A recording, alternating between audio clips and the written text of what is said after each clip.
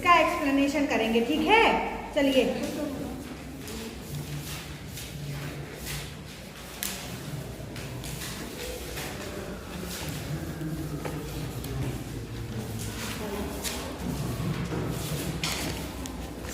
Properly अनुज stand up और सोहन लाल द्विवेदी की जीवनी पढ़ो।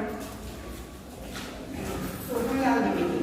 श्री सोहन लाल द्विवेदी का जन्म सन 1905 में उत्तर प्रदेश के फतेहपुर जिले के एक गांव में एक संपन्न परिवार में हुआ। 1938 से 1942 तक ये दैनिक राष्ट्रीय पत्र अधिकार का लखनऊ से संपादन करते रहे। भैरवी, सेवाग्राम, जय भारत जय आदि में इनकी कविताएं संकलित हैं। पुराण ऐतिहासिक आधार पर लिखा गया एक प्रबंध काव्य है। वासनाबद्धता और विषपान भी इनके प्रसिद्ध आख्यान काव्य हैं। द्विवेदी जी ने बालोपयोगी कविताएं भी लिखी हैं। दूध बताशा, बाल भारती, बांसुरी और झरना, बच्चों के बापू, शिशु भारती, हंसो हंसाओ, चाचा नेहरू इनके बाल प्रयोगी काव्य रचनाएं हैं। द्विवेदी जी के काव्य में गांधीवाद, राष्ट्रीय जागरण, स्वदेशाभिमान, भारत की गरिमापूर्ण संस्कृति, ग्राम सुधार, हरिजन उद्धार और समाज सुधार का स्वर मुद्रित हुआ है। द्विवेदी जी का भाषा सरस तथा ओजपूर्ण है। सन 1988 में इनका निधन हो गया। वह जन्मभूमि मेरी, वह जन्मभूमि मेरी, वह मातृभूमि मेरी, ऊंचा खड़ा हिमालय आकाश चूमता है, नीचे चरण तले पर नित सिंधु झूमता है, गंगा यमुना त्रिवेणी नदियां लहर रही हैं, जगमग छटा निराली पग पग पर छह रही है। मैं एक्सप्लेनेशन आप लोगों से भी करवाऊंगी, ये ध्यान रख लीजिएगा। आप लोग समझ में आया ना, इसलिए बहुत अच्छे से समझना। अगर एक्सप्लेनेशन आप लोगों ने अच्छे से समझ लिया तो आप लोगों को क्वेश्चन आंसर लिखने में कोई भी परेशानी नहीं होगी। देखिए, कवि सोहन लाल द्विवेदी कहते हैं कि भारत जो है वह हमारी जन्मभूमि है। जन्मभूमि किसको कहते हैं? जहाँ जन्म होता है, हम जन्म लेते हैं उसे हम जन्मभूमि कहते हैं। वह मातृभूमि मेरी, माता की भूमि। माता की भूमि का अर्थ है कि जहाँ हमारी माता ने भी जन्म लिया है और जो हमारी भारत माता की भी धरती है। और चूंकि हमारे देश में बहुत ही अधिक परंपराओं और संस्कृतियों का हमारा देश है, इसलिए सभी को बहुत हम लोग सम्मान देते हैं। तो वह जन्मभूमि मेरी, वह मातृभूमि मेरी। भारत हमारी जन्मभूमि है और भारत हमारी मातृभूमि भी है, माता की भूमि भी है। ऊंचा खड़ा हिमालय आकाश चूमता है, नीचे चरण तले पर नित सिंधु झूमता है, गंगा यमुना त्रिवेणी नदियां लहर रही हैं, जगमग छटा निराली पग पग पर छह रही है। अच्छा बच्चों बताइए, हमारे देश में कितनी दिशाएं हैं? 4। कौन कौन सी? उत्तर, दक्षिण, पूरब, पश्चिम। सीरियल वाइज बताइए। पूरब, पश्चिम, उत्तर, दक्षिण। ऐसे बोलते हैं ना। तो ये हमारा जो है वो पूरब है, हैं? ये क्या है? पश्चिम। ये क्या है? उत्तर। ये क्या है? दक्षिण। कवि कह रहे हैं कि ऊंचा खड़ा हिमालय आकाश चूमता है। हिमालय किस दिशा में है? उत्तर। उत्तर की दिशा में ये हिमालय है। और आकाश भी ऊपर ही होता है ना। ये आकाश मान लो कि ये ऊपर ही होता है। तो यहाँ पर हिमालय पर्वत है, तो ऊंचा खड़ा हिमालय, उत्तर दिशा में हिमालय पर्वत है। उसकी ऊंचाई इतनी अधिक है, ऐसा लग रहा है जैसे कि वो आकाश को चूम रहा है। नीचे चरण तले पर नित सिंधु झूमता है। और जो हमारे यहाँ हिंद महासागर, बंगाल की खाड़ी और अरब सागर है, वो कहाँ है? यहाँ है, ठीक है ना। यहाँ पे ये हिंद महासागर का क्षेत्र है ना। आप लोग तो अपनी ज्योग्राफी में भी पढ़ते होंगे, ये हिंद महासागर है। नीचे उत्तर, हम नीचे है।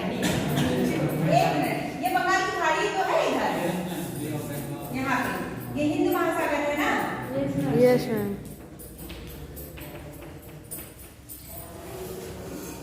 यहाँ पे मानवीकरण कर गया है कि नीचे चरण, ये भारत माता का सिर है, ये भारत माता का सिर, हिमालय जो है वो हमारी भारत माता का मस्तक है?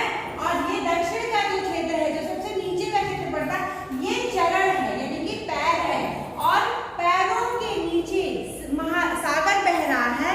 ऐसा लग रहा है कि भारत माता का मस्तक हिमालय के रूप में है और भारत माता के चरणों को सिंधु यानी कि सागर उनका चरण धो रहा है। गंगा यमुना त्रिवेणी नदियां लहरें, गंगा जो कि गंगोत्री से निकलती हैं, यमुना यमुनोत्री से निकलती हैं, और त्रिवेणी गंगा यमुना सरस्वती। इन तीनों नदियों का संगम कहाँ होता है? इलाहाबाद, प्रयागराज में होता है, प्रयागराज में होता है। जगमग छटा निराली पग पग पर छह रही है, और इन नदियों की कलकल से चारों ओर की धरती इतनी हरियाली हो जाती है कि उनमें जब फूल खिलते हैं तो उसकी हरियाली बहुत ही अधिक जगमगाती है, और पग पग पर यानी कि हर एक कदम कदम पर भारत की संस्कृति की छटा जो है वो दिखाई देती है।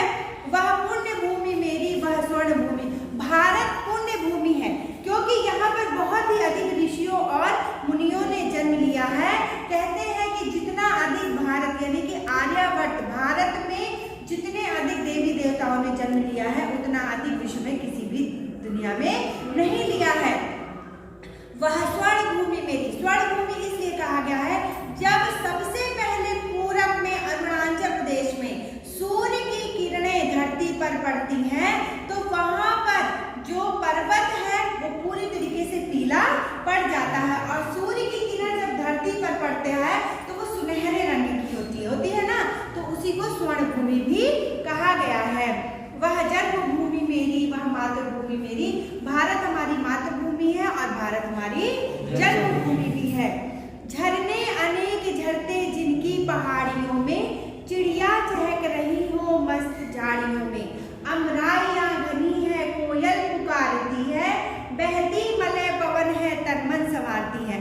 यहाँ झरने, पहाड़ों की शोभा झरनों से होती है, और झरने अनेक झर रहे यानी कि ऊपर से जब कलकल की ध्वनि से झरने नीचे धरती पर पड़ता है तो ऐसा लगता है कि कोई मधुर संगीत बज रहा है।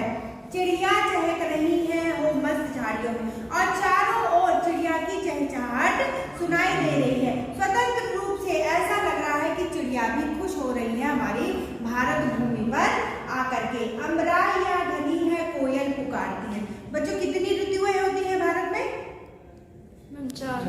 है कौन कौन सी?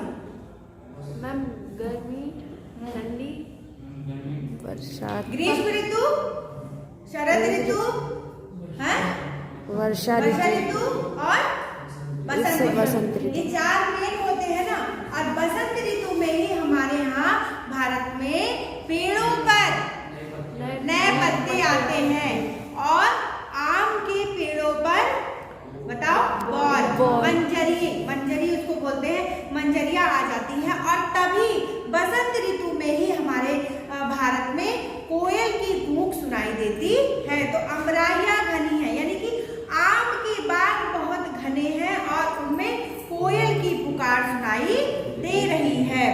बहती मलय पवन है तन मन संवारती, मलय पवन सुगंधित हवा।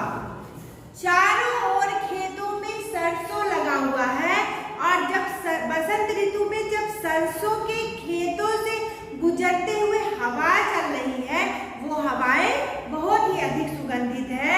ऐसा लग रहा है जैसे कि हिमालय पर्वत की ओर से, मलय पवन जो है वो दक्षिण की ओर से चलता है, ये ध्यान रख लेना है, और हिमालय तक जाता है। तो कह रहे हैं कि मलय पर्वत यानी कि बहुत ही सुगंधित हवाएं चल रही हैं जो तन मन संवारती है, जो हमारे मन को बहुत ही अधिक अच्छी लगती है। वह धर्म भूमि मेरी, वह कर्म भूमि मेरी। भारत अनेक धर्मों की भूमि है, यहाँ पर हर एक प्रकार के धर्म के लोग रहते हैं, हिंदू, मुस्लिम, सिख, ईसाई। इसीलिए तो भारत को धर्मनिरपेक्ष राज्य कहा जाता है, धर्मनिरपेक्ष देश कहा जाता है। वह कर्म भूमि मेरी, यहाँ अनेक लोगों ने अपने कर्म किए हैं, अपने भविष्य को आगे बढ़ाया है। वह जन्मभूमि मेरी, वह मातृभूमि मेरी, भारत हमारी मातृभूमि है और भारत हमारी जन्मभूमि भी है। जन्मे जहाँ ते रघुपति, जन्मी जहाँ ते सीता, श्री कृष्ण ने सुनाई वंशी पुनीत गीता। अभी आप लोगों ने ऊपर पढ़ा है कि वह पुण्य भूमि मेरी, वह स्वर्ण भूमि मेरी। क्या कह रहे हैं कवि कि जहाँ पर रघुपति यानी भगवान राम ने जन्म लिया, जन्मी जहाँ थी सीता, मिथिला जहाँ पर सीता का जन्म। भगवान राम विष्णु के अवतार थे और उन्होंने जन्म लिया अयोध्या में और सीता ने जन्म लिया जनकपुरी मिथिला में।